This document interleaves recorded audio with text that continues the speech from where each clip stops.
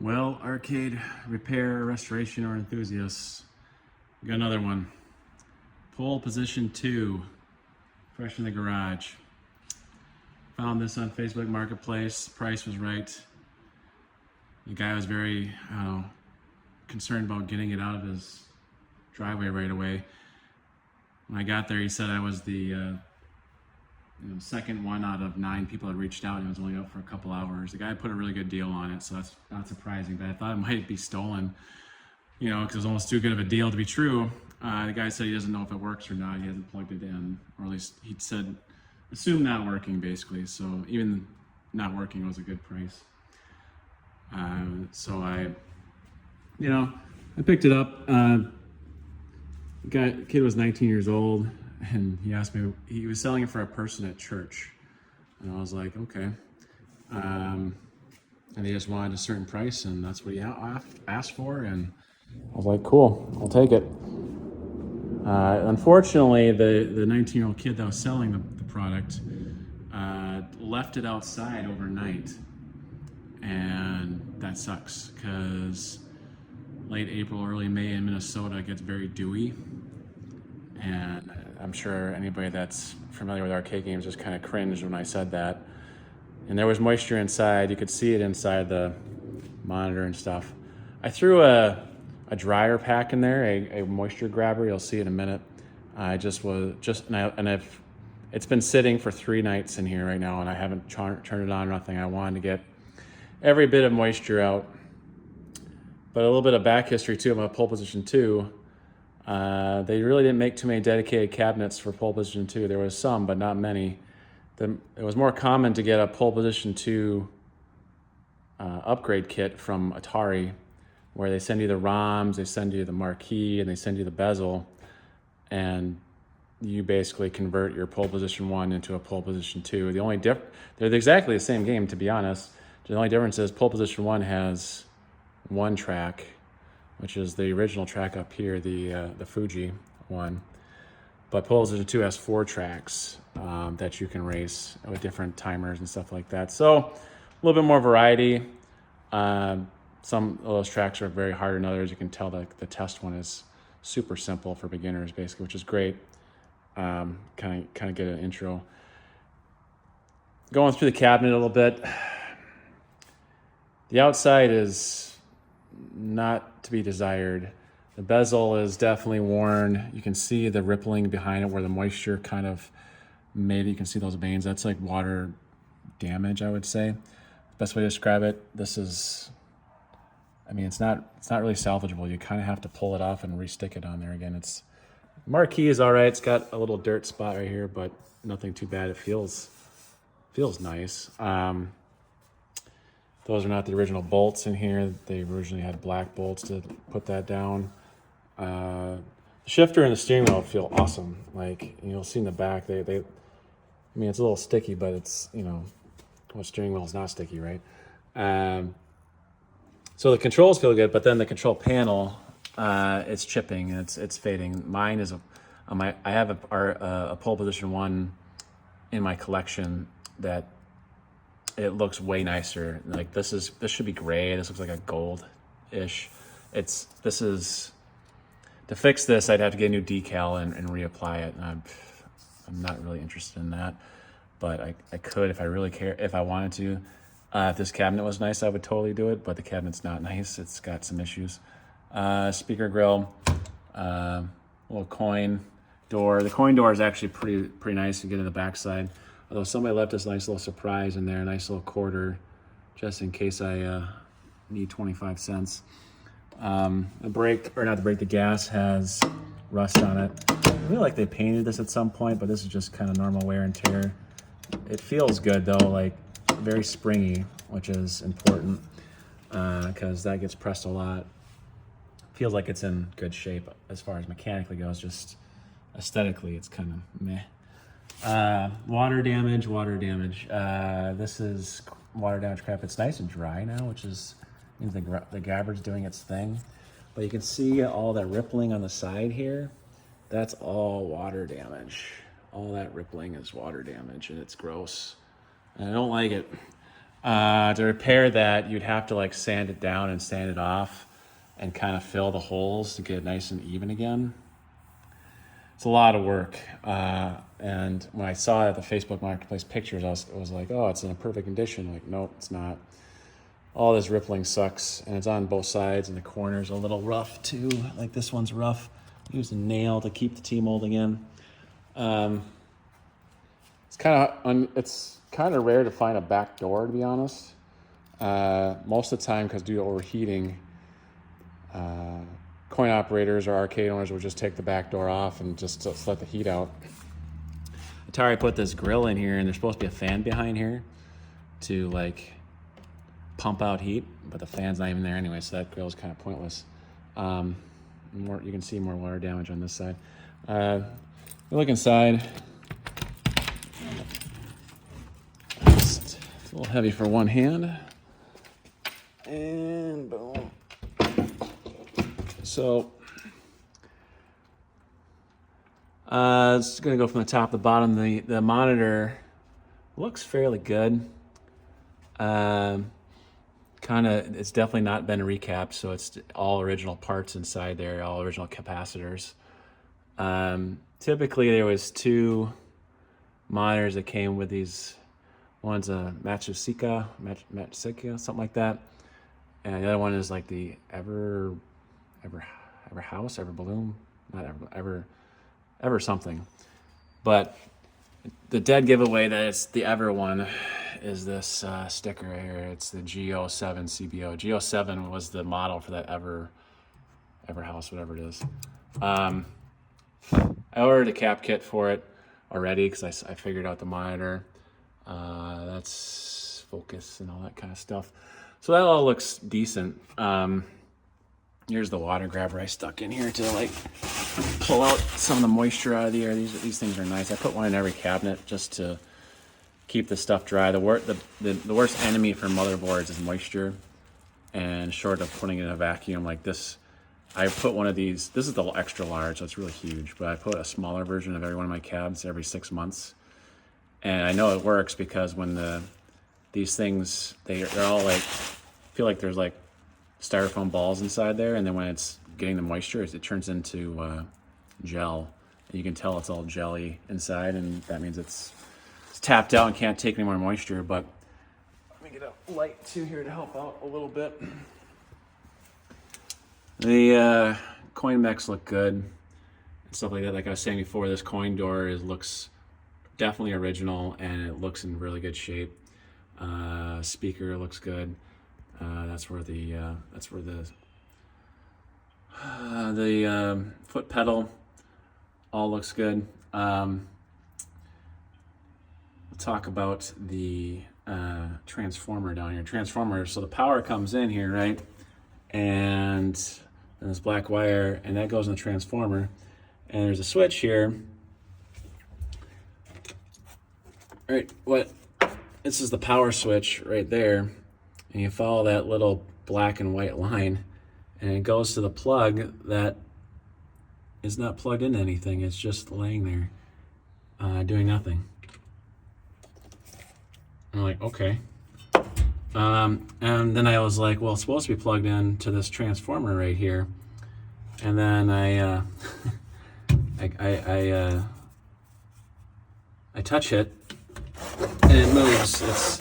It actually was laying sideways when I first opened this up. This is not secure. This should actually be mounted into the floor. So when I was traveling, I think it ran up against these power regulators, these AR2s is what they're called.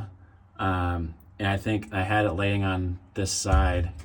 And so this was laying on this probably it's for a while, and that's not good. So hopefully nothing's busted on here. I don't see anything off the top of my head, even though that side's not being used, so only this side's being used on here. All these are kind of interchangeable. It looks like somebody recapped a couple caps on this one. I don't think those are original, those two. The blue ones are definitely iron. I think they recapped some of these things. But there's no burnout on these AR2s, which is a good sign that I can see. Usually you'll see like fire or something like that, like stuff where it's obvious. Nothing's obvious, which is a good sign. Um, they also did a mod onto this. So you can see here, there's a missing fuse, right? And that's at F3. And that was a common fuse to blow. And this tray of fuses that this fuse holder couldn't handle the 25 volts pretty too often. And so a lot of operators put on this fuse override. So that's something I'm okay with. Like it's pretty common to see that or to do that, just to put a nice heavy duty fuse holder onto it, that particular line. Hopefully none of these fuses broke when it was rattling around in transit. So those are the original Big Blue caps. Those can go bad easily. We just gotta test and see. I don't want to replace something if it's working, right? Again, this was rattling around. It was probably leaning up against this big boy. He's not loose. That's a good sign. So, so those can typically go bad. They're nicknamed the Big Blues, and I'm not going to replace them unless I have to, basically. And I'll know if I have to if nothing works. We have no power. The last thing is the board itself. The board looks good, but they did a hack that I typically don't do. It looks clean though. Like the board is, I swear to God, this board was like in a dust-free vacuum or something like that. Like there's like nothing wrong with it. So this side is the actual video card. It's the entire size of the actual CPU. So these two cards are exactly the same size, and one's just dedicated for video. So put that in your little knowledge base. But pole position being so big, at least the video card is as big as the CPU, basically. I'm not confident if this is actually pole position 1 or 2, but that's a good sign with the yellow stickers. Usually I see yellow stickers on PP2 videos, so I'm pretty excited about that. One thing also is the battery. I can't see it. I'm not going to pull out all the way here. It's part of my camera. But you can see the back slot right there. You see the two yellow rectangles, but there's a rectangle further, a little deeper. That's typically where the battery is. And the battery, why do you need a battery? Well, the battery would keep the energy flowing on a specific chip that would hold the high scores when the machine is off. So the chip would continue to have power so that the high scores would still be remembered after you reboot. They didn't have like memory that would persist upon power cycling back then, so they had to improvise and just make a battery. Problem is those batteries were alkaline batteries or something like that, and they would leak after they died. Like nobody would check them, and then they would leak and they would wreck these boards. So somebody was really smart and took off the battery. So this game is not going to remember high scores probably unless there's a mod on it, which I'm not going to tell right now. I can tell later if they put them on it. But last but certainly not least, what looks like it doesn't belong. This thing. So again, common thing, and this is a common modification that operators do to bypass this black edge connector and go and wire power directly into the board. At least this guy was nice enough to put a Molex plug, this white Molex plug, so it can be disconnected and easily disconnected. They did it on the bottom too. The problem with this is I don't like it. It works, but it's meant to go right here, and there's other modifications that you can do to get around it. You can bypass the sensing that's happening on the AVR2. So what happens is these black edge connectors get dirty, and they start losing their connection. And when that senses that it's losing connection, it decides to start throwing more power at it, saying, well, it must need more power. So it starts throwing more power, and you can get up to 12 volts on a 5-volt line. that's bad, and that can ruin boards. And it gets so hot it actually melts the circuit board right at the end, and the contacts just melt right off.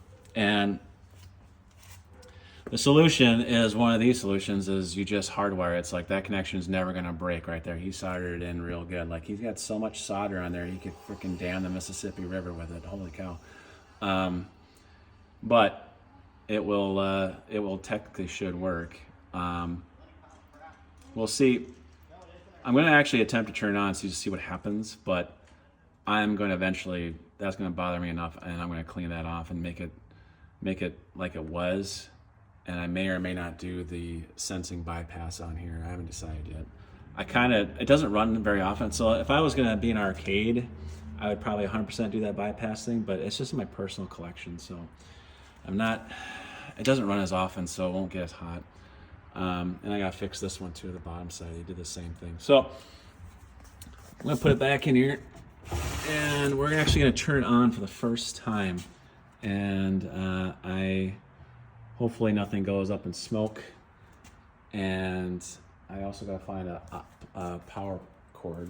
I don't think this is gonna reach. It might reach. Let me see. Nope, not gonna reach. So I'm gonna find a power cord, and I'll be right back. All right, I got a power cord plugged in. She's juiced. And I was trying to, I connected that power switch into the transformer now, so you can see the white and black lines are going in there, and I connected it right there where it's supposed to belong. It must have fell out in transit when I was moving around. So and I was digging through, and I found more quarters and a Cards Against Humanity card. It's kind of a strange, they went with Auschwitz. Must have really hated that place.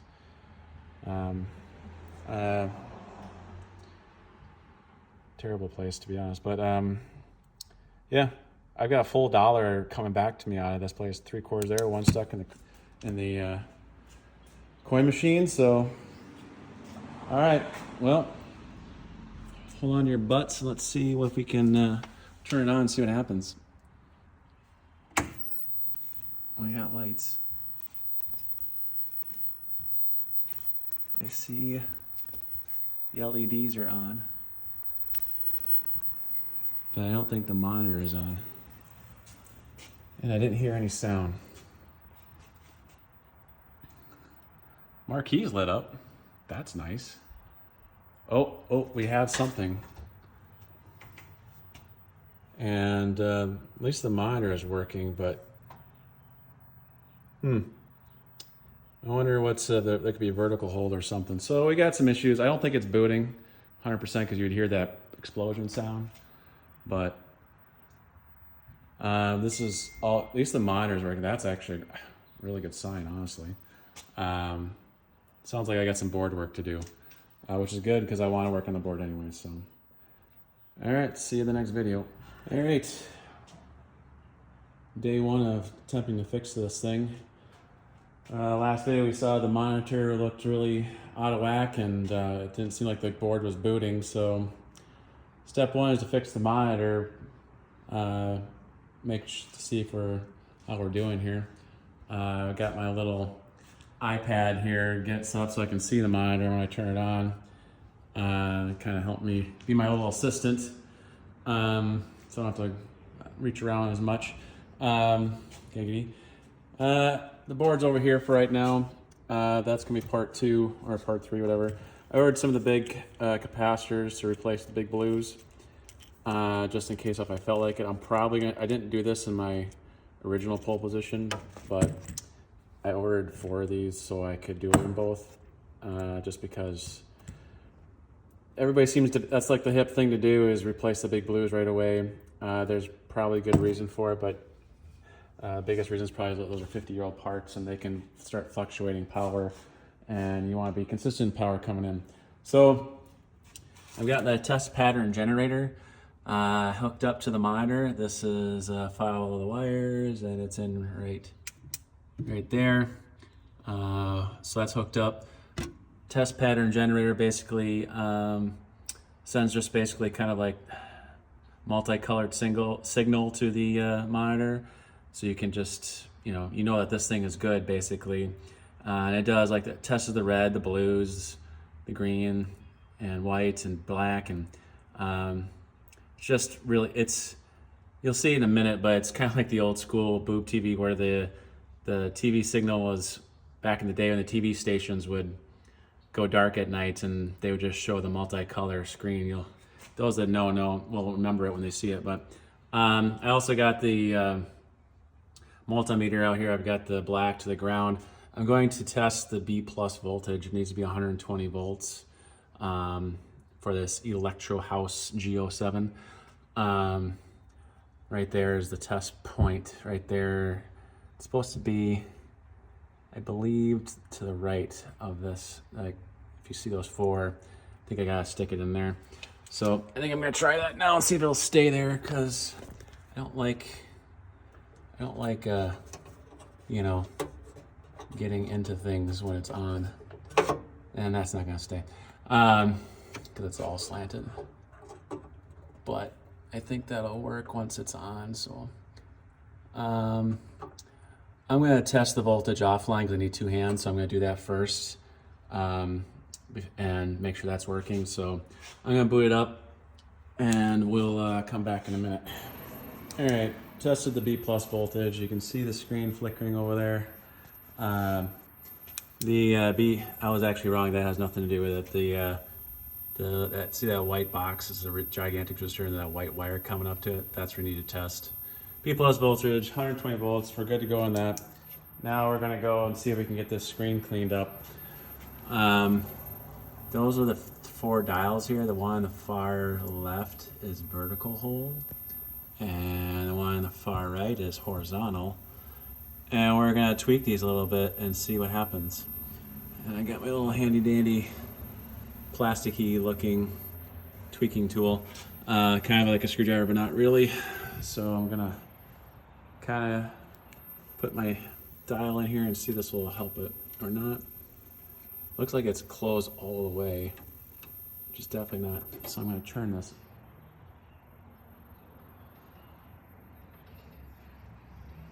It's doing something. It's not doing what? Interesting. Let's tweak the horizontal one a little bit.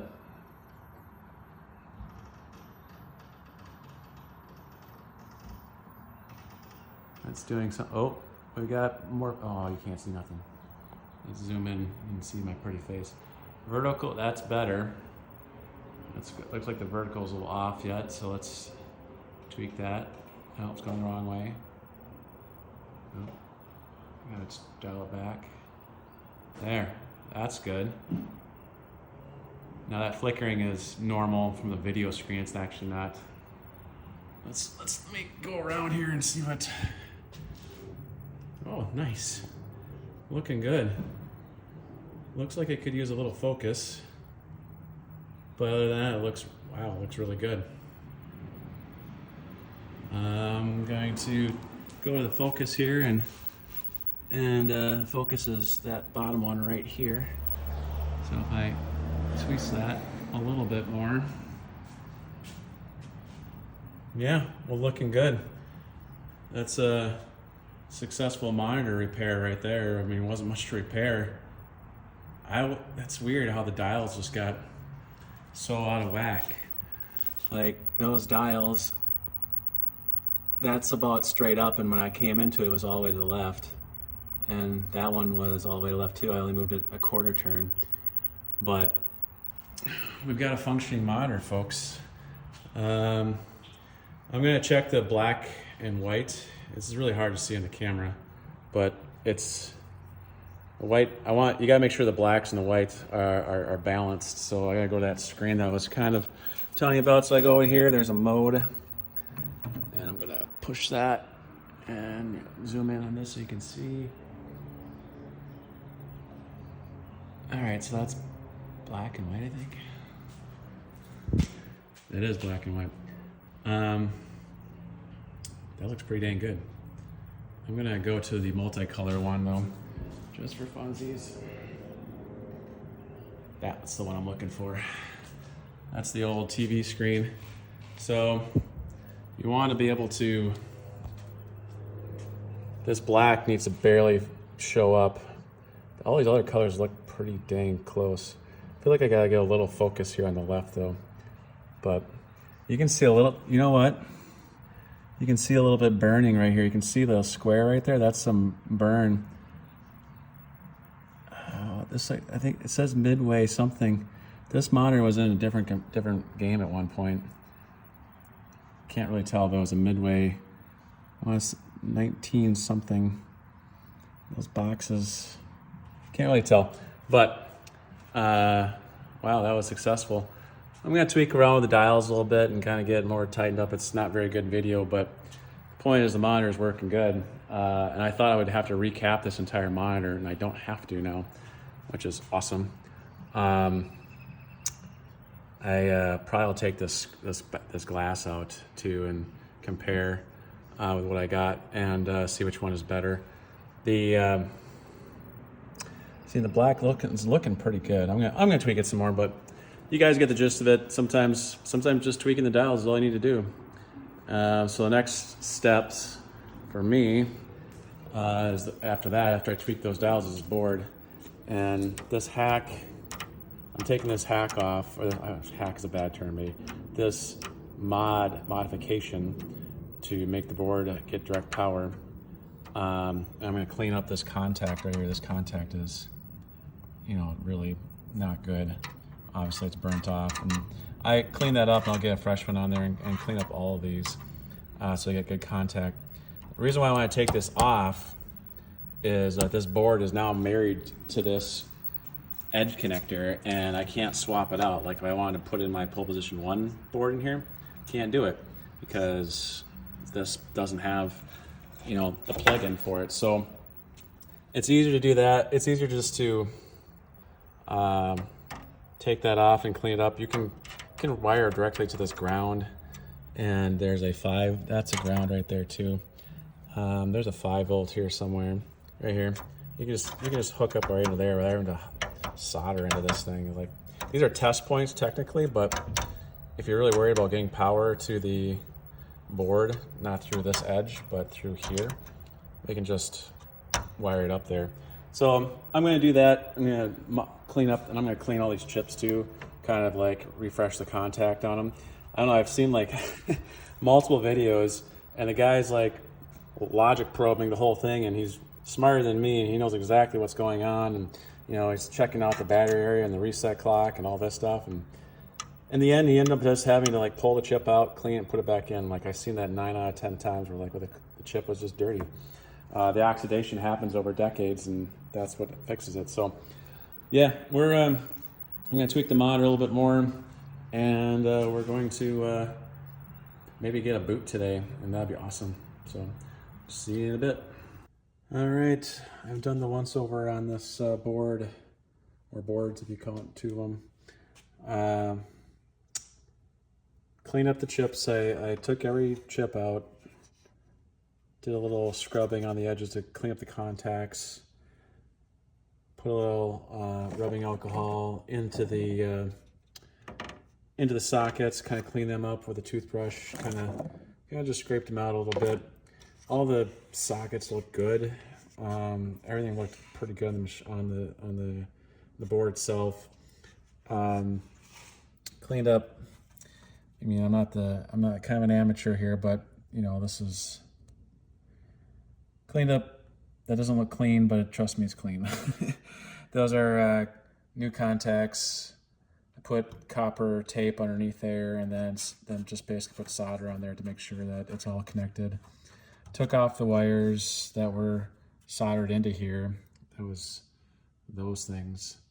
Test connectivity. So this top one is ground, and there's a ground test point right here, and I use the multimeter, and I can just do it right now, just for funsies. So I got that on connectivity, and I'll hit the ground right here, and then we'll check to see if that connects. And the top one is ground in here. Yep, that's a sign, that's ground. Not connecting here. These other ones are grounds too. That is not a ground, never mind. This one's a ground. And this one's a ground. These are not ground, so that shouldn't matter. This one's ground. So those all connect good. And then you go to the 5 volts here. That says 5 volts. So we'll hook that up there and see what the 5 volts actually does, which is the second from the top. And we got a good connection. So that's good. I did the same thing to, you can see the one I fixed there on the video board. It's the same thing. Same concept, just put a piece of copper tape on there and then soldered in the connections to make sure that they're connected. You know, re-tin this a little bit just so that looks okay. Everything else is good to go. I'm gonna put the board in now and pray it doesn't blow up. I mean, blow up is extreme, but pray that it starts. I mean, we'll see if we can hear a noise.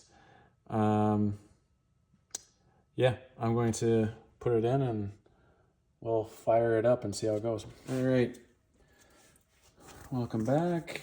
We've got the board in place. We are checking to see if everything's in place. I got the little jumpers on off of the harness that I installed. Got the directly to the 5 volt and ground. These are common things to do to try to avoid issues with power. Ground and power on the video board as well. The power one is a little stretched, but a little taut, but it's not terrible. Everything's in place. I'm gonna turn the sound up. The sound up is in that dial to the left. Let's see, why am I turning the sound up? Because that should be all the way down, all the way up this way. I'm turning up the sound because when I booted it before, the TV was all jacked up and everything, you could hear an explosion. An explosion is the telltale sign that the board is booting, but it didn't quite fully boot, but I want to hear that explosion and make sure I hear that, and that will give me a great sign that things are working. I'm going to leave this kind of out. This board I'm going to leave it out because I want to test the power on these things if nothing works, because I got to make sure these AR2s down here are putting out 5 volts on here, and if they're not, then I got to adjust them.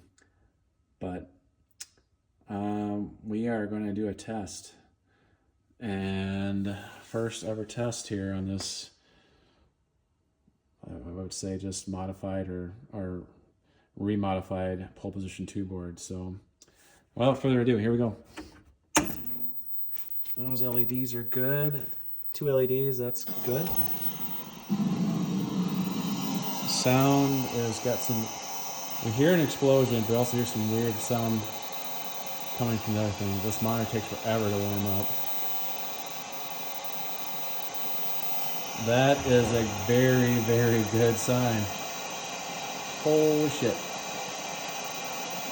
We got a little bit of a vertical issue, so let me get we have a sound issue up top. The sound is very strange, but we have a very working pole position too. Holy fuck, that's awesome. Pardon my language. I'm gonna get the vertical tool here. Just adjust that. And I can kind of see it. Yeah, I can see it flashing, so I'm gonna try to do it manually here on the fly.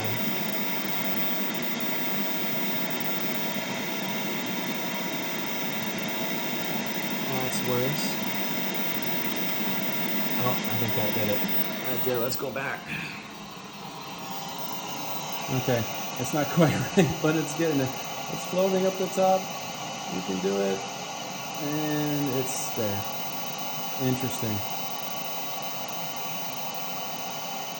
Well, I'm going to tweak these a little bit more, and I'm going to get this a little bit down further here, but we have, in theory, a working pole position 2. That is fucking awesome. We'll figure out what's going on with the sound here. You can hear that noise now. I'll do a recap on that, but super excited. I did all that and just cleaned the chips, reflowed some of the solder on the or fixed some of the traces on the end of the board. That lights up. That's awesome. Look at it. Like, everything looks good. Like, you can see the mountains there and the city and the explosion on the seaside. But this is freaking cool. And you can see still see some of the burn in the monitor, but whatever. This is awesome. Golden Gate Bridge, that's cool. New signs after the avoid 7-Eleven.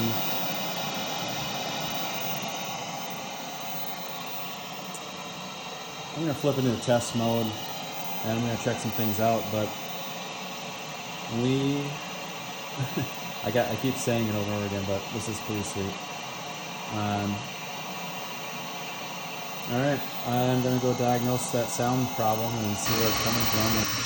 So, still looking at this hissing noise or static that you get from the game. You can hear it. And so this is like the sound area right here. And this is like the processor. This is all that controls the boot up too. And if I kind of touch this, oh, and then it goes away and you can hear it.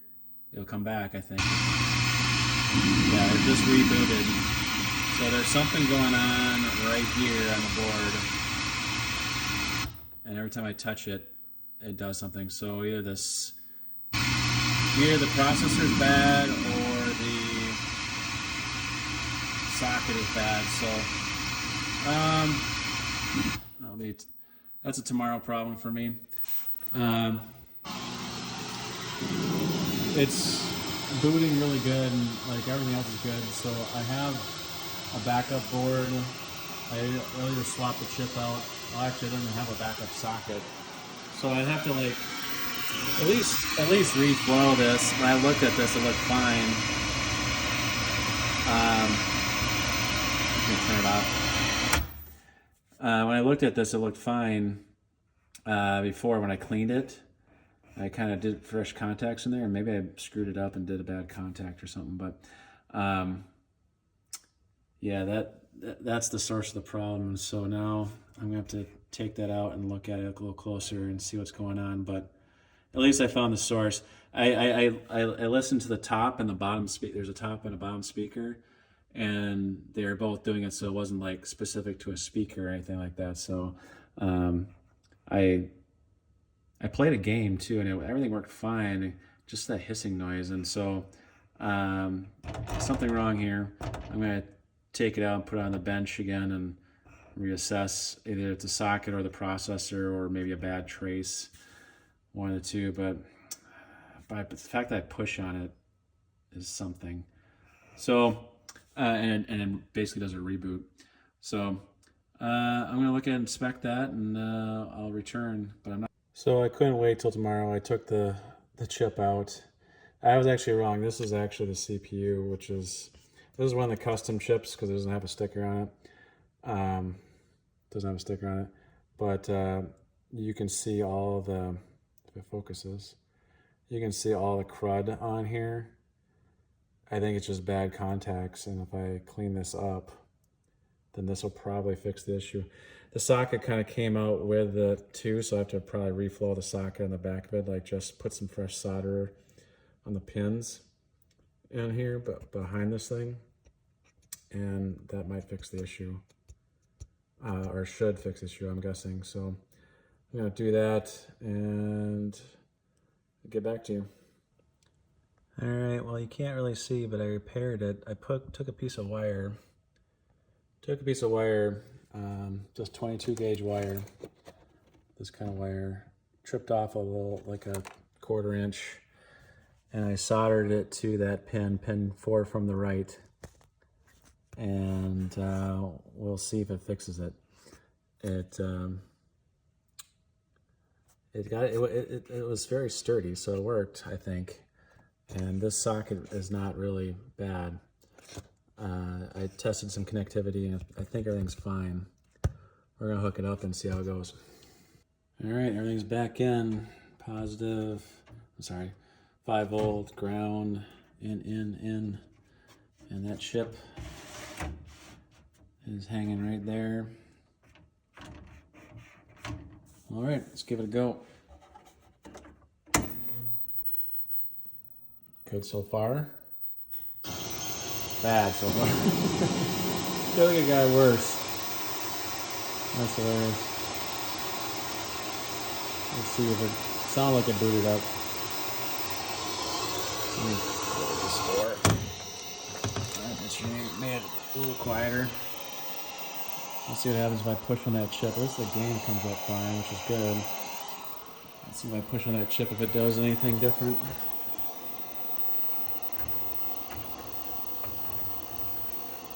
Well, it does not reboot anymore. So I think that solved one of the two issues. We had a reboot issue because that pin was weak and dirty. So that solved one of the two problems. Sound. Alright, still trying to diagnose the sound issue. Got the schematics up, but I was pressing around here, and you can get it to reboot. There it goes. And yeah, you can hear the sound come back and the explosion. It rebooted by pushing that. So I got the logic probe out, and I'm checking like the inputs and outputs, and you can hear it through the probe, the static.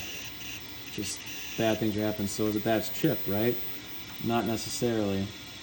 So I zoom in a little bit closer. You know, you're like, oh, that chip must be bad. No. I've followed that chip's schematic all the way around here, and it kind of goes in a circle, and or not a circle, but I'm following the lines. You follow that, see that big line, or vertical line in the middle, follow that down, and I got to chip 11F, and you see this array like right here of these guys. You see those guys right there. These are like, there's like resistors going on, and these are chips 12 through 15, and they're all connected going into 11F. There's a resistors pack going in, and the outputs are 5269 coming from 11E. So we can check those right now. So these are the two chips. Let's see if I get a light here going. These are the two chips in question right here. And those are all those resistors we saw in the schematic. And we checked 12 through 15. We still hear that noise. And we're like, okay. So I'm going to go to like 269. What was the other one?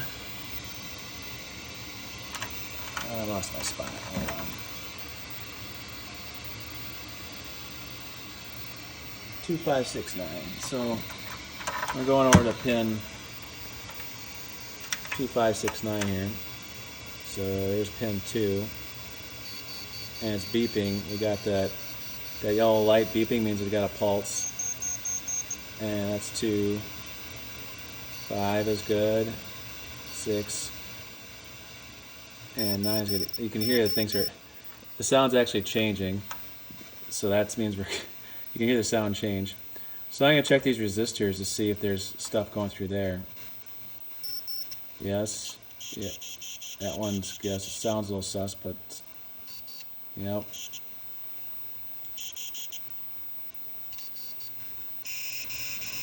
And look at that, I touched that one, and it does something weird. It's got good on this side. Let's see if I can zoom in a little bit more. It looks good on that side. But this side, it coughs. Check this one. Okay. Okay. So this resistor is probably bad. It's just going right through it, and it's coughing at the other side. So I'm gonna see if I can replace that. I'm gonna pull it out and give it a little test and do an ohm test. This is R82, and if you look, R82 is the choke point going between the two chips. It's a 1K resistor, so it makes sense that all four of those, 12, 13, 14, would go bad. So I'm gonna pop it out and test it off and see what happens, and hopefully I got a backup somewhere. I think I got 1K resistors somewhere. I gotta find them. I think they're downstairs. But that's how hopefully this solves the issue and gets rid of that. You can tell I might be on the right track because the static keeps changing on me. Now it's not as loud. So something going on there. I think I'm in the right spot. So I'll check back later. All right, fancy new resistor is in. You'll notice that R82, that one looks bigger than the other one. It doesn't have an ego. It's just got a bigger wattage. The resistance is 1,000 ohms, and I tested it, and it's been parameters. I looked at the schematics or the parts replacement list. It said 1,000 at plus or minus 5% at quarter watt, and that's why these are smaller, because they're quarter watts, the other ones, but this is a half watt. And I Googled it, and just to make sure that it's okay to go up in wattage on resistors. And it can, because the resistors it just means that it can take more power, as it means if it still has the same resistance, which is the whole point. And the internet never lies, right? So, yeah, so that's why it's bigger. And we're gonna turn it on and see. I got it all hooked up, and hopefully the sound's gone. Even if the board doesn't boot right now, which is having some booting issues too. It's not actually booting anymore it's not booting into the actual, it boots, but it doesn't get to the actual game. And I messed with these dip switches to the settings I wanted because I got distracted, and I switched these to what I want, and that might have changed something and broke something else, but we'll see. All right, fire in the hole. I got lights. And the sound's still there. It sucks. Sound is still there. And see if it boots. Probably into the screen. Nope. It's stuck on that screen now too. So back to the drawing board. All right. I'm trying to diagnose what's going on here with the sound. But according to the schematics, you see these two, this is 9FA and 9E, which is control sounds. The inputs should be connected for pins 2 and 3. You can see it plain as day between pins 2 and pins 3 that these should be connected. If you touch the pins together, they should be connected on the two chips. So great, right? So that should be easy to test. And I've got the connectivity multimeter up, and I will touch pin 2 and pin 2 together on these two chips. And that's good, they're connected. Now pin 3, nothing. Not a damn thing.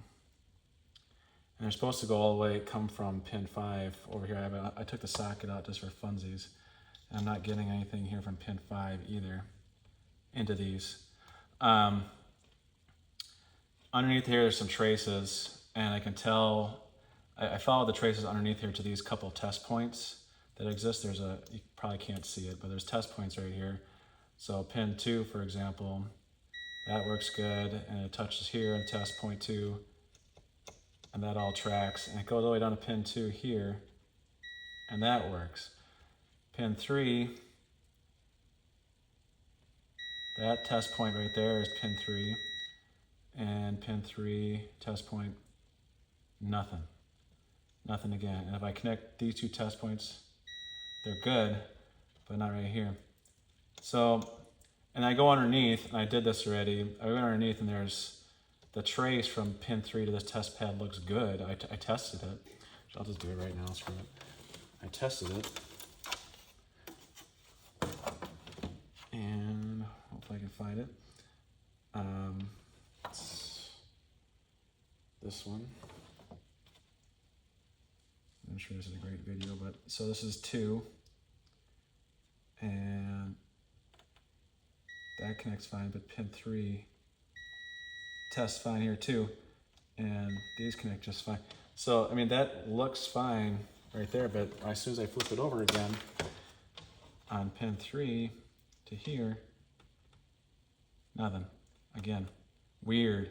So I'm gonna see about resoldering inside there. And I'm just gonna refreshen the solder and add just a touch more and see if that fixes it. So I got the iron on already. And I'm just gonna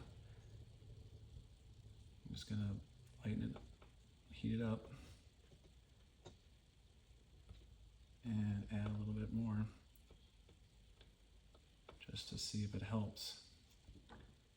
And I'm just gonna do the back side too, because why not?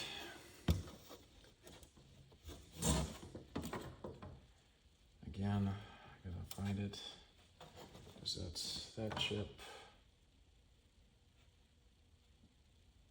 Right here, and that was going here.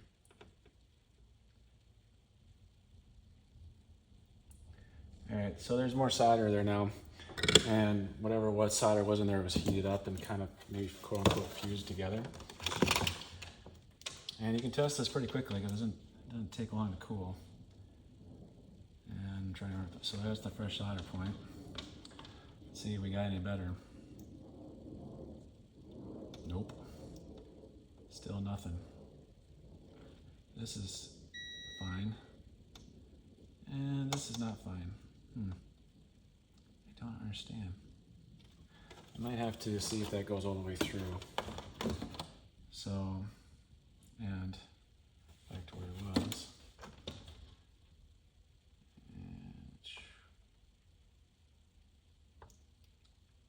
Well, now this doesn't connect. It was connecting. Something is a okay.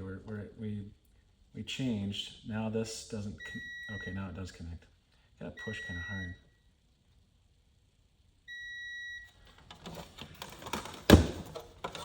And back to pins 3s and 3. Nothing. That's not connected. Very frustrating, because I could put a jumper on there, but it's getting to this point, just not going through their side. Like,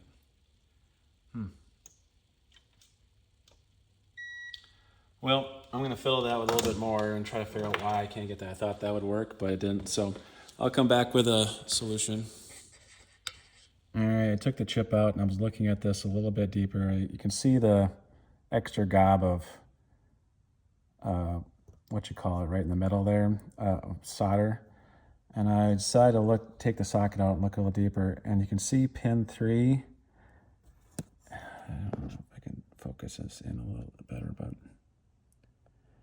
it's just slightly bent in. You can see pin 2, 4, pin 3 is bent in a little bit. I don't think it's making good contact. I'm gonna replace this socket, and hopefully that solves my issue. We will see. All right, we got a brand new socket in there. 5430 chip. This contains all the sounds, and we weren't getting pin 3 to pin 3, but let's test here, pin 3 to this blob that I put in here. That connects now, yay. So that socket was bad. Now these two should be connected, pins 3 and pins 3. And they are, okay. So the socket was an issue there. Let's go plug it in and see if it solves our problem. All right, all hooked up. This is like the third or fourth attempt to fix this static sound. I replaced all like these chips and this chip and did nothing. I've pulled out this chip, it did nothing, and it did nothing. Like, I actually didn't have it in there, which makes me believe this may not fix issue. Actually, now I've figured out that these 2 pins on pin 3 should be connected, and they weren't. That was actually a problem I proved was wrong. These are all ones were just kind of guesses that I just replaced them and kind of hoped. We'll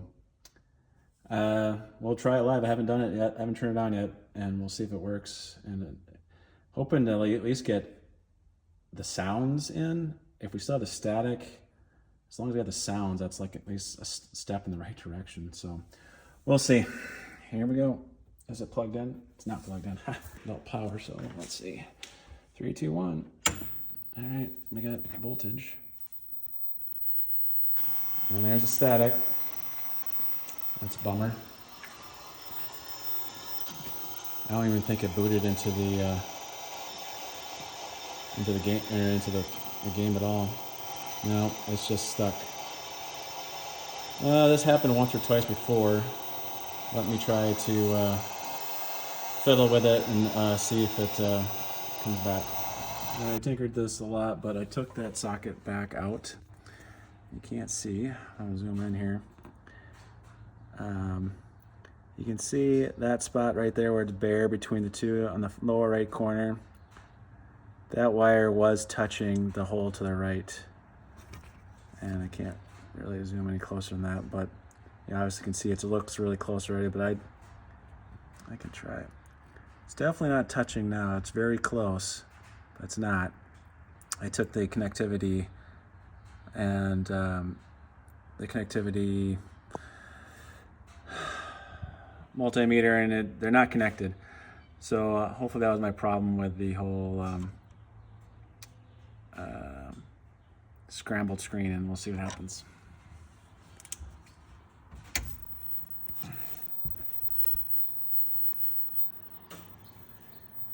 Doesn't sound good. Should have heard a sound by now. Well, the sound's really low, so I couldn't be able to hear it anyways. But all that ticking noise is bad.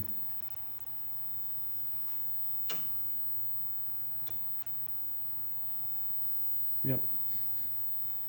Doing the same thing. Alright, we'll keep working at it. Well, it was a pin. I got the game in the background, so apologize, but that's a minor vertical hole thing I can fix later, but son of a bitch. I was pulling all the chips out, and right here in 9M, I started labeling them because I could pull them all out and analyze everything. That pin right there at the very end was sticking out. It took me way longer than I want to admit, but that little pin was out. Ugh. But here we are, you know. At least we're back to where we were. And it looks good. Now I just gotta get the sounds. So there's still that static noise. I actually have the chip out. This is the chip right here that has all the beeping noises. I haven't put that back in yet because I pulled the socket out, and I gotta replace the socket that's coming in the mail because I ran out. But now I can still diagnose what the hissing noise is and see if I can figure that out. All right, it's been a few days, almost a week since I made the last video. I had issues. The sound I couldn't get working yet, right? And I had it laying flat on here, plugged in, and it worked. And as soon as I got it vertical and put it in the slot, it would freeze up. It wouldn't even boot. So I went drastic. I decided to replace every single socket on this board. That's 24 sockets. Some of them are 28, some of them are 24 pins, some of them are 42 pins. I had to take a screwdriver and pry up the black casing and then desolder each individual pin out. And then I used a solder sucker to get the solder out of the holes so I could put new sockets in, the new socket in, and then resolder that while not trying to break traces on there, because you take like a flathead, it's not a flathead, take a flathead screwdriver and imagine this is a flathead, but it's not. And you go underneath there and just pry it up. And when you do that, you're scratching the PCB, right? And you could scratch so hard that you break traces. And I did break traces. I broke 3 of them for sure. And let's see if I can find them under the light here. Like that one wasn't one of them. This is gonna be, it's gonna be hard to find now.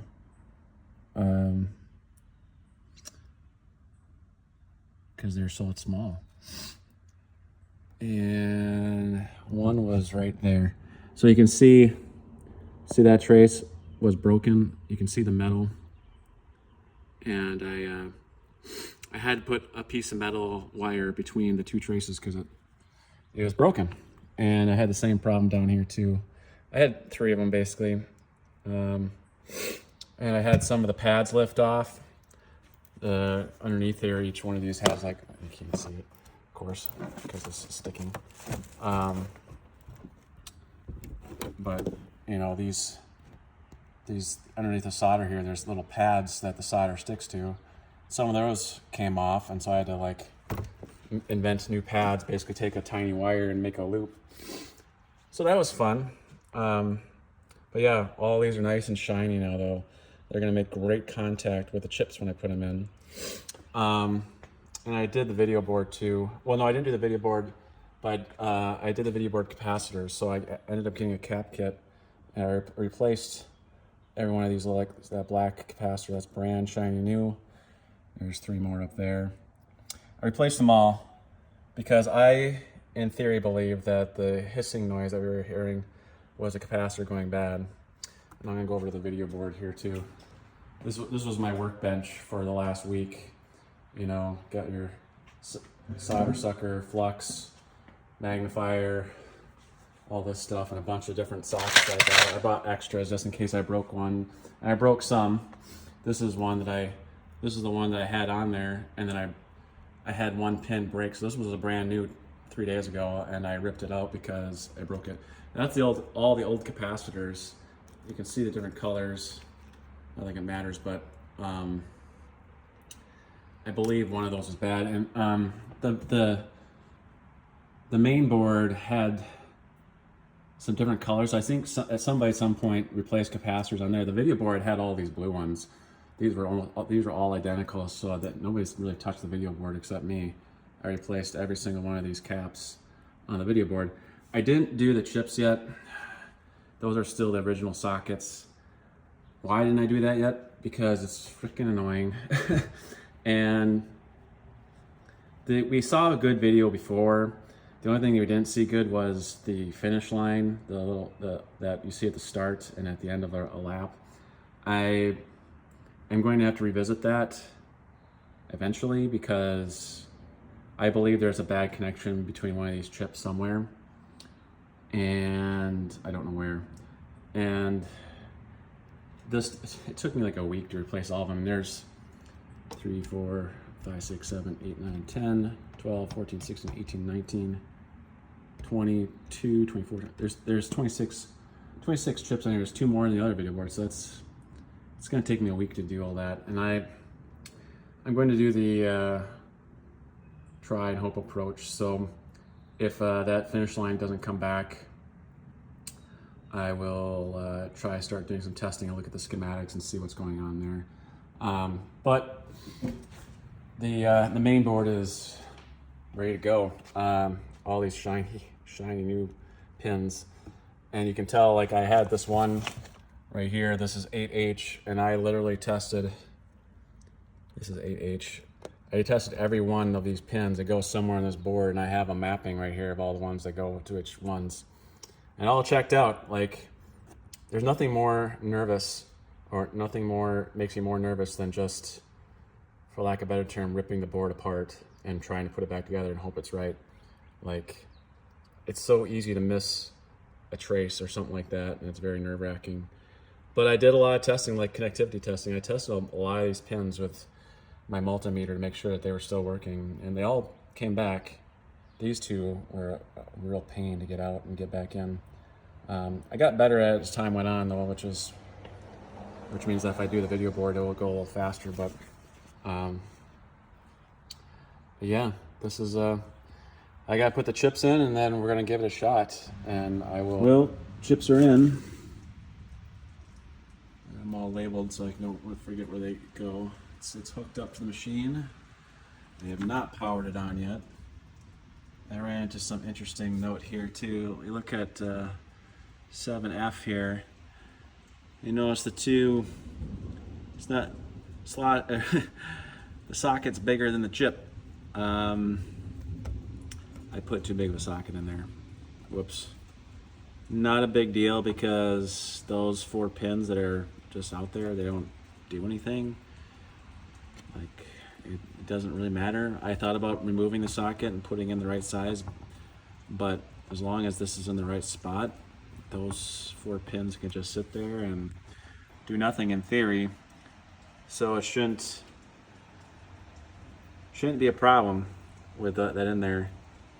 If I was really, really thorough, I would take it out, but it's not gonna hurt anything in there because it's literally like, if you saw the previous videos, I looked it up too, and it's just extending what the metal's exposed there at that spot. As long as it's not touching anything, which it isn't, it's gonna be fine. And so all new sockets, and this is gonna be our first test. So we get a little focus here. And hopefully it doesn't blow up. Let's see if we can see at least the red light up. That's a good sign. The red light's underneath there.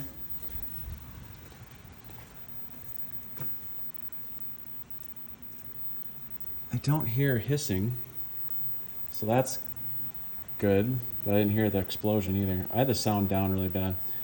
And there we go. So it won't boot. But I have to turn up the sound to see if that hissing comes back. I think I have the sound down.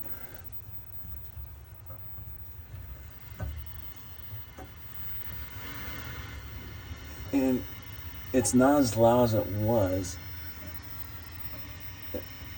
There's still some hissing, but it's definitely, if there is any, you can barely hear it. So that's the good news. The bad news is that ooh, it's watch darking. It's trying to reset itself. All right, time to get the Logic Probe out and see what's going on. So it's sort of good news, bad news. I didn't have the chips pushed in all the way. These chips sockets are so new, they're so stiff, it was hard to get them in there. But the static is back. And we got some sprite issues, which is a video board issue, which that's a secondary thing. The sound is just so frustrating because that's the thing that I want fixed, and I think once I fix that, everything else will be easier to figure out, I hope. But so yeah, good news, bad news. It boots again, but it doesn't. It's toxicity or fucking noise. Keep digging into it. Well, I tried something else again. I removed that RAM, so you can see there's sockets in there now. These two RAM, they're at 7J and 7K. They are 2149s. These are the RAM for the sound. I read somewhere basically that it's possible that this RAM could go bad and you can hear hissing noises and other things, and I'm not 100% sure it works, but this one, the top one already had a socket in it. The top one already had a socket in it. Bottom one, I put a socket in. I messed up 2 traces inside. You're not gonna be able to tell, but maybe a little bit. You can see. No, it's just a reflection. But the bottoms, pin 3 and 4, were messed up. I actually I put a jumper wire because the pin, if you look from the left to the right, pin 3 goes to pin 3 up here. So I put a jumper wire underneath it to make sure they got connection. You actually can see the missing. So to see that metal, it's not actually metal. That's just the trace that's missing. I literally yanked it out.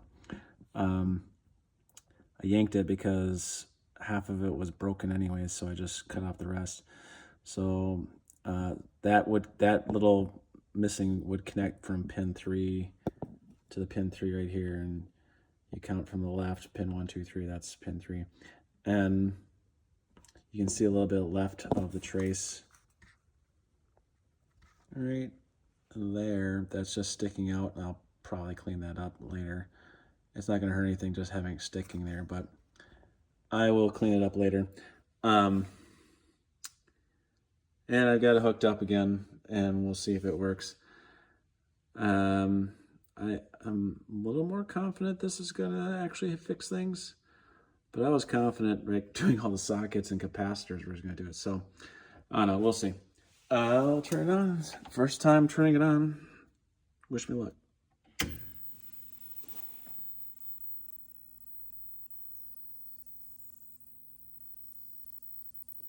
There's no hissing noises, and there's no there's no explosion either.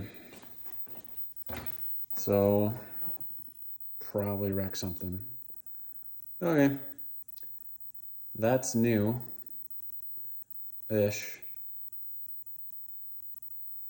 And this could be a different problem, but I don't think the hissing noises might not be solved yet. But I see there's a RAM error. So there's definitely a RAM error happening.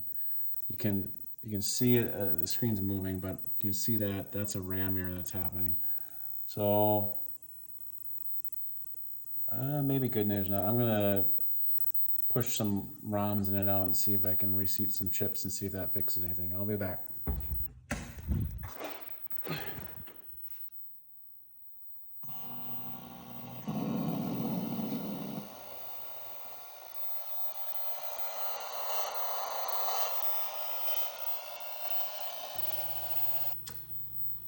Still working on this thing. Sound issue's not getting better, but I'm getting isolated. I've ordered a chip that I'll cover later. It's a very custom PROM. Found somebody from Canada that has the PROM, or not has it, but is willing to be able to make one. Of course, when he ships it though, it takes like, 2 weeks for it to get here from Canada. Notice the finish lines up there, and if you watch closely, you'll see it. There it is. You saw that finish line just for a second, like come up. I'm gonna work on that issue right now while I'm waiting for that PROM for the sound issue.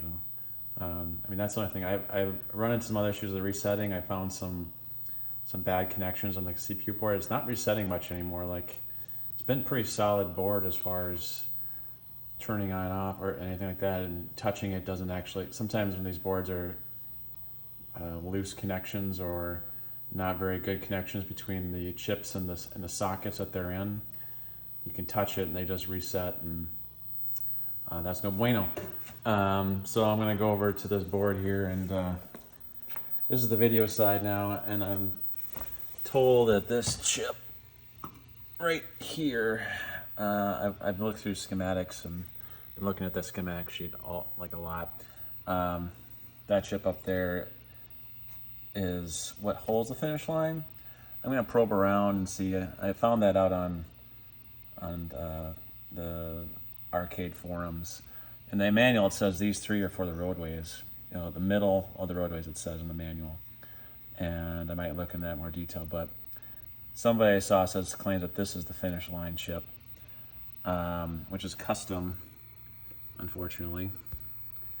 But I do have a backup board that doesn't work, that has that chip in it, so I could swap it and see what happens.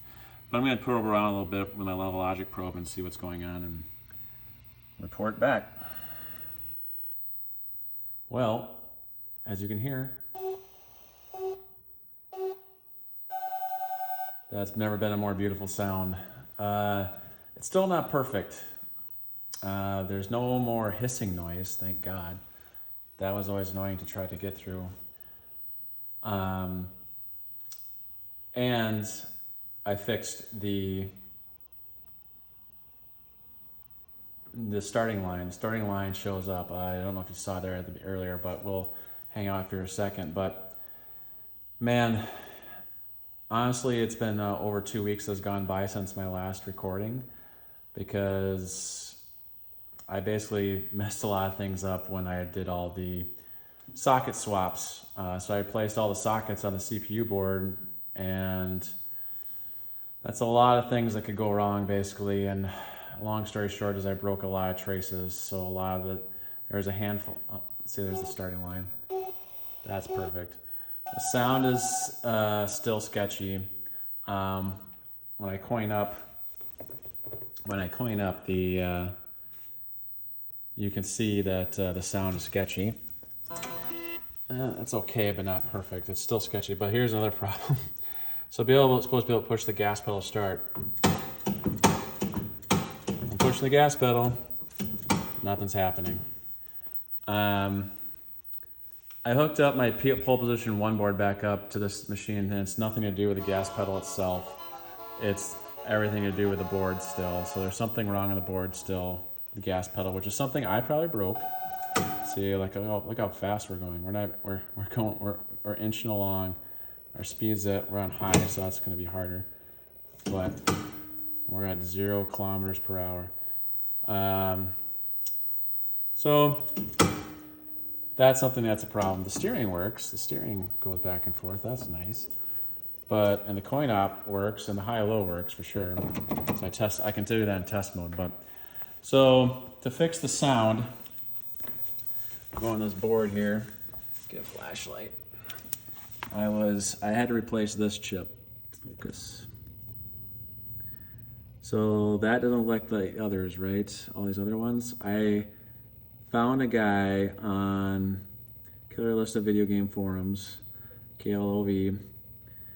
He burnt a brand new chip for me. The 7L. This is a 114 in the schematics. And you can hear the sound. The game's over. I didn't place, but they're being nice and say the game's over. That was the source of all the hissing noises.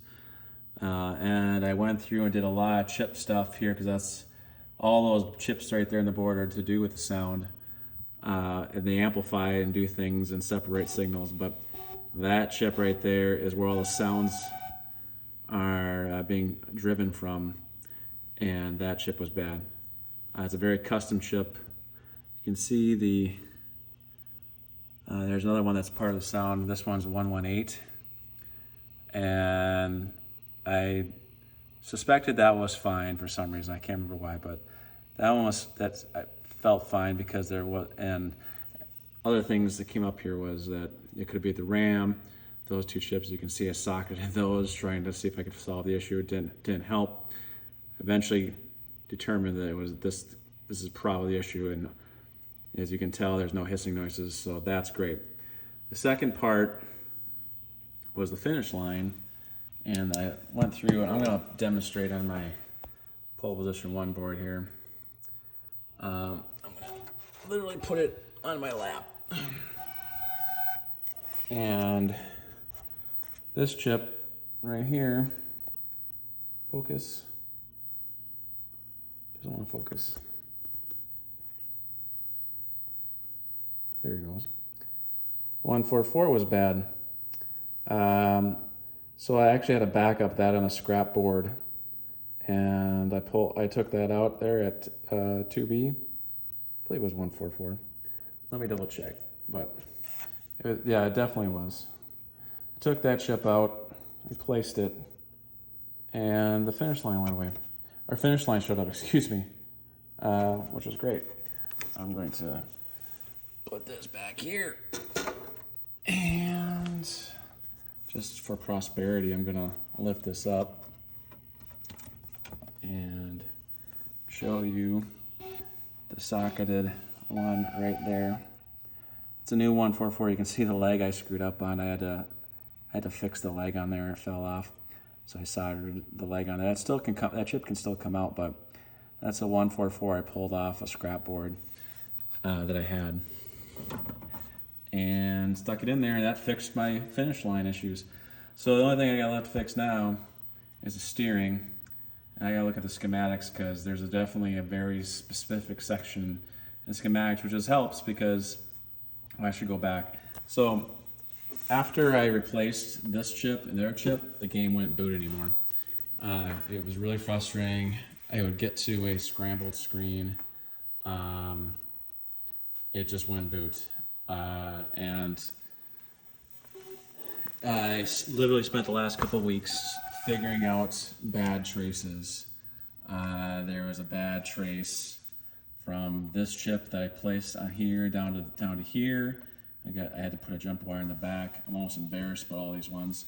There's a bad trace on 3E that's supposed to go to these. Anyway, so I had to put a jump wire in the back there.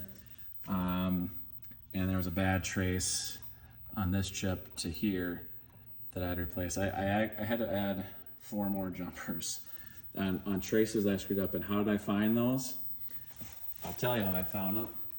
I literally took this multimeter, which is not the best one, but it works.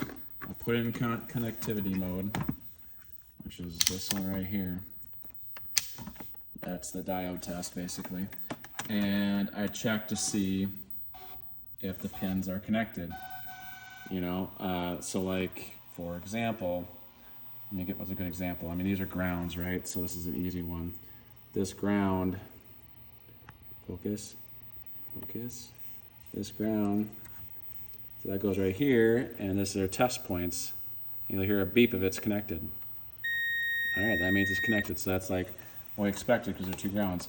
I had to do every single one of these pins and touch the pin it's connected to all across the board to figure out where I screwed up. Not fun. Took me a couple of weeks. I probably, if I attack pole position again, I'm not going to go all ham and replace all the sockets like I did. I'm better for it because these chips are going to last really good on these new sockets, but it was a lot of work. And pulling up these chips and socketing them wasn't that fun either because you can see there's a socket in there, but desoldering those and putting a socket in and putting another chip in there, it's not trivial. You can easily screw it up, and I screwed it up at least 5 times, which is probably not a good it's probably good average considering there's probably almost 1,000 connections or so, plus, I don't know, plus or minus a couple hundred, whatever it is, and I only screwed up 5 times. So, very frustrating. It was hard to figure out which ones were dead and which ones weren't. The easiest thing for me was just to go through schematics on all the chips that had these and tie them to ones that are soldered in the board. The soldered in the board, you didn't screw up because they're still soldered. But these I unsoldered the sockets, put new sockets in, and I had to test all the connections, and my result finally paid off, and I finally got started. Man, did that suck. But here I am. Finally, I took 3 steps back, and now I had to move 4 steps, and I am,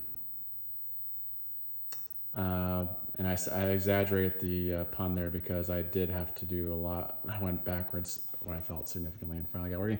So now I'm going to go diagnose the gas issue and maybe actually be able to play a game tonight.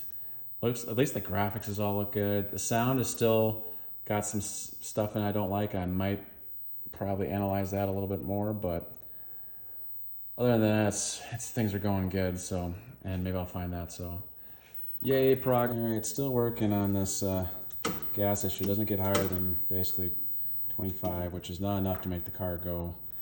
I did some back and forth checking, and this area right here, this chip is 6H. That one I swapped the sockets like 2 weeks ago, so I assume that was a problem. In the schematics, this is one of the main hubs for the driver. I tested every single pin for connectivity and traffic, and that all looks good. And I was like dead sure that this was gonna be a problem, but I don't think it is anymore.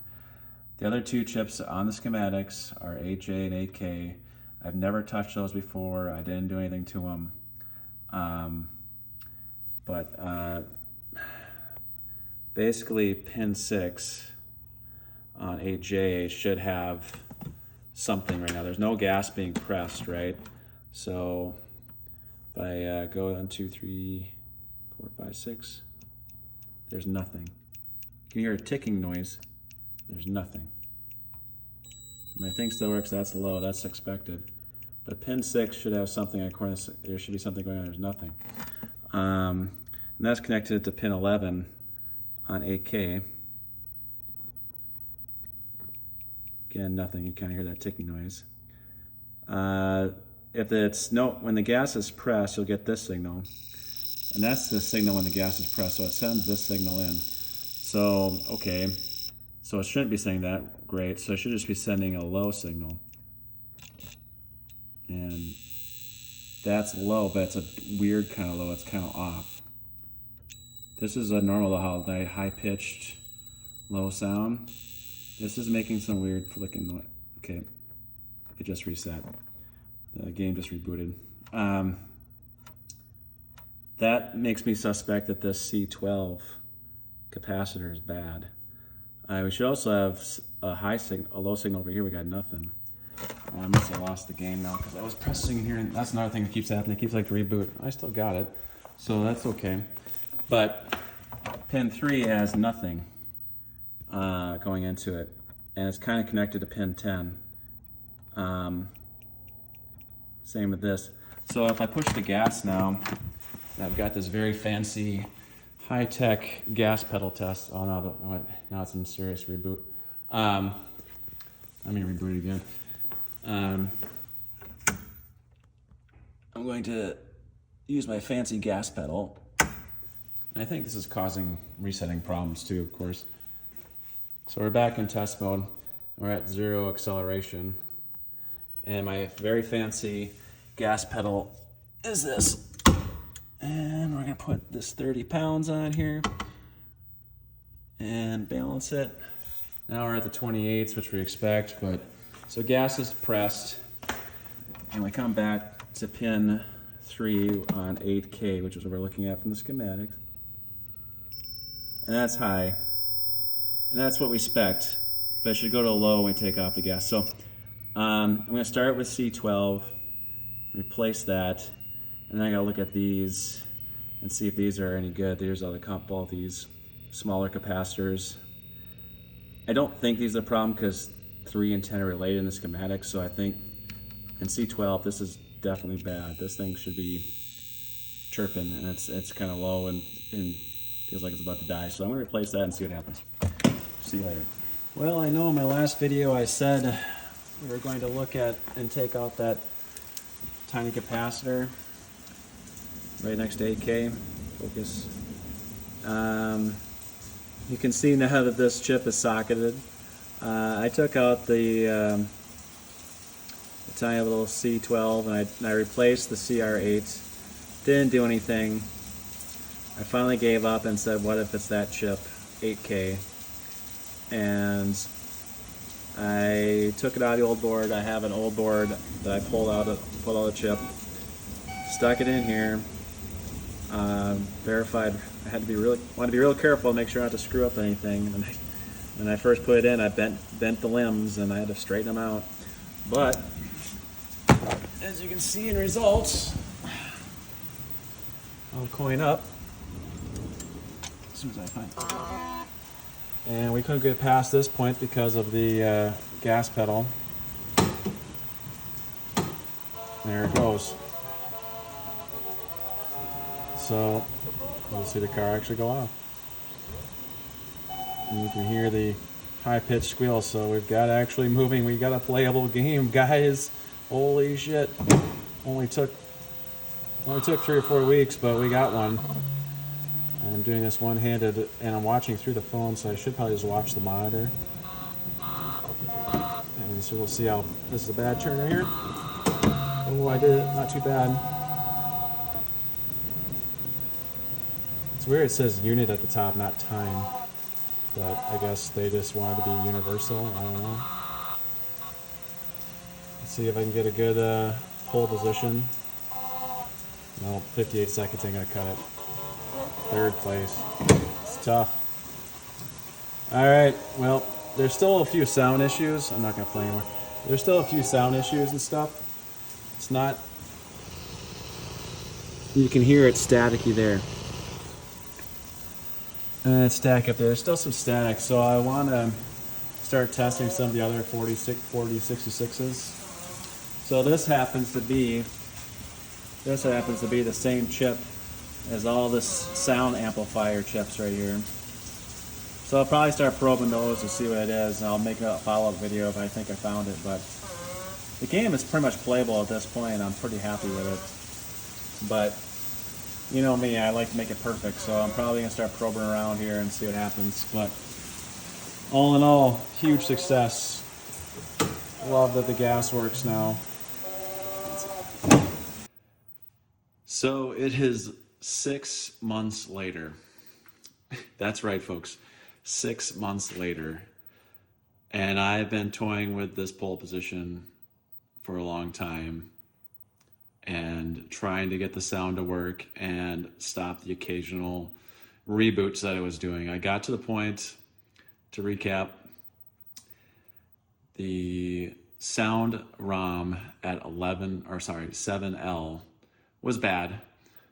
I figured that out 6 months ago, but when I was trying to figure that out, I replaced or attempted to replace at least 4 or 5 different chips on the board that were suspects until I finally got to 7L.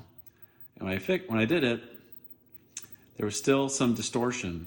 It was like distorted, and then test mode, the explosion would be bad. The explosion would kind of beep in and out. And I couldn't figure it out, and I kind of gave up on it. I said it's working for the most part, and I kind of shoved it in and said called it a day. But after about 4 months, it started to reboot and started to get jammed up, and it annoyed me. I was like, this is a problem. I need to I finally got the courage to work on basically the most complicated game board in classic arcades, which is pole position. Everybody says it, and I kind of agree with them. It's overly complicated for what it does, but when it's working, it's beautiful. So just to recap, we had the hissing noise. Normally we'd hear static by now. There is no static noise coming out of there. And I'm gonna switch into test mode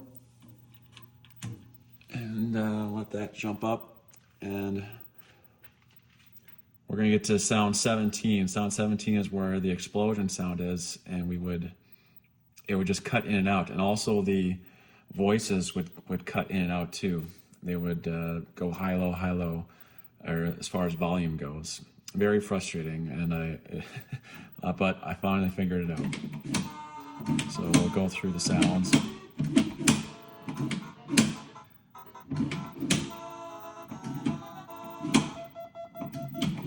So by now I would have static coming through, which was a symptom, but it was tolerable static.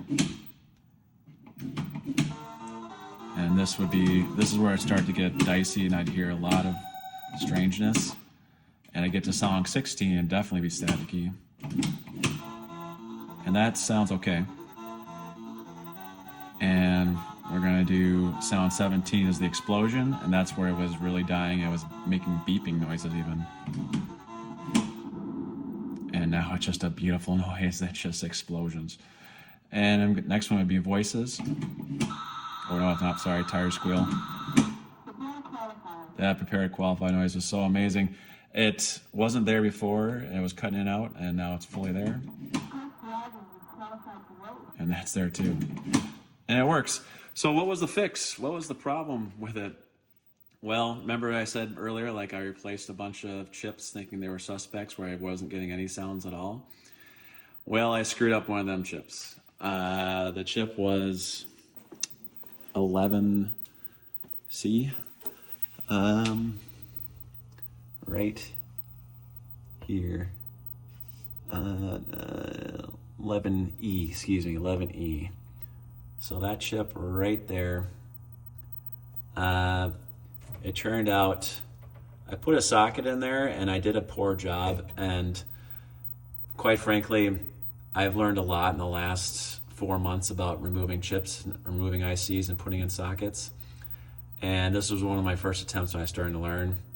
You can see I did 118 out there too, and I did the one above it as I was trying to figure out why I wasn't getting any noise or any sounds. And when I did this socket, I had pin 11, which is in the lower left corner. You can barely see it, and pin 9, which is the second one from the left. They were touching. There is a wire that goes underneath the socket between pins 10 and 9, and I had solder from pin 9 touching the wire that was coming from pin 11. Pin 11 goes up the board. Pin 11 goes up the board and goes that way towards the ROM chip that I replaced, actually, believe it or not. And so it was kind of part of the same issue, but I made a mistake and what found out, found out was I was listening to pin 11 with the logic probe, and you could see it kind of staticky in there and stuff like that. And I was like, what the hell is going on? And I finally just tested connectivity. And I swear I did it like 3 times, and I never, you can test like one next to each other to see if they're connected in an accident. But you also got to check across from each other in case you might have accidentally did those. And I never did pin 9 and 11. It was very strange and very frustrating, and totally my fault. But we are back in business, and I never heard such a beautiful noise. It was weird too because the explosion worked in the startup every time. But there we have it.